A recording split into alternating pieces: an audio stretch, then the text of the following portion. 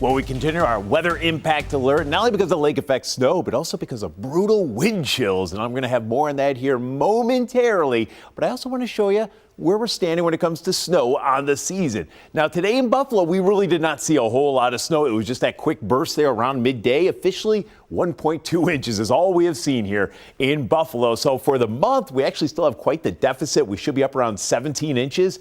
We're only a little bit more than 9 inches, so only a little bit less than half of that we have to go. And then for the season, we should be over 50 inches.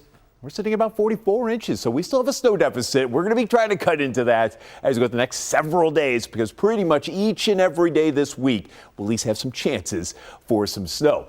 The one thing that we're really going to be tracking, though, especially heading into tomorrow morning, and we're already seeing some sub-zero wind chills, especially in and around Jamestown right now, into double-digit territory as you head out tomorrow morning. This is at 7 a.m. That's why we do have some cold weather advisories, especially here across the southern tier. Look at the wind chills. Olean, 15 below is what it's going to feel like tomorrow morning.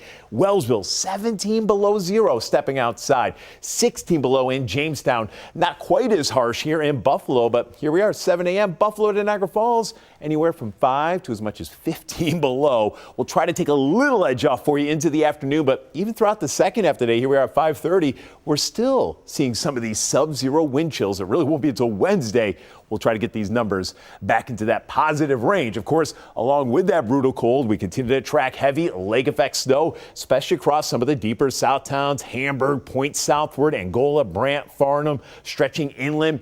Now, as we go to the next couple of hours, this band may actually try to drift a little bit further to the south, and you can kind of see that just like so. So if you are watching, say, in around Dunkirk, Brockton, Westfield, don't be surprised if lake effect actually picks up here through the overnight and into tomorrow morning. Also, Perrysburg stretching inland. Notice for Buffalo tomorrow morning, still, we're not seeing any lake effect snow.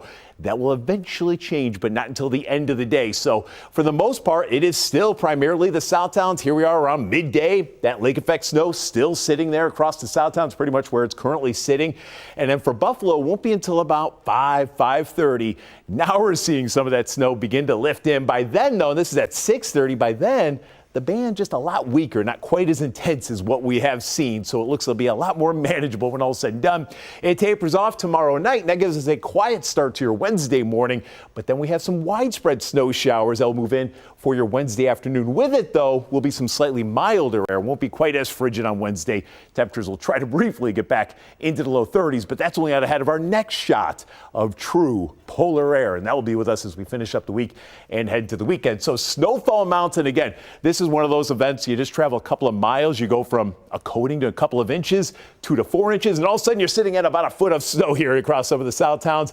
And we will see, especially southern Erie County, potentially 12 to 24 plus inches. Got to put that plus in there just because of that fluff factor and how that snow does like to add up in those localized spots. So tonight we're tracking that heavy lake effect snow to the south. Outside of that, it is just frigid. Not quite as windy as what we were dealing with throughout the day, but it is still breezy. It's noticeable, especially with the wind chill. Again, anywhere from 5 to 15 below in and around Buffalo. And then for tomorrow, Southtown lake effect snow for the most part, with one exception.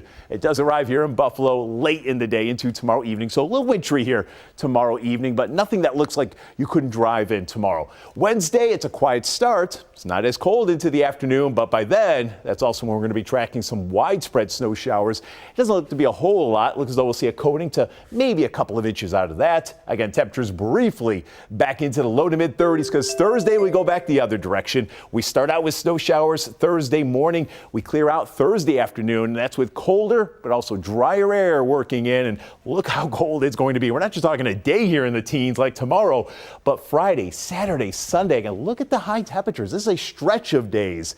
We're only looking at highs low to mid-teens, and there will be some that struggle to even climb out of the single digits. So Scott Maryhouse, it's about to get even colder here as we finish up the week.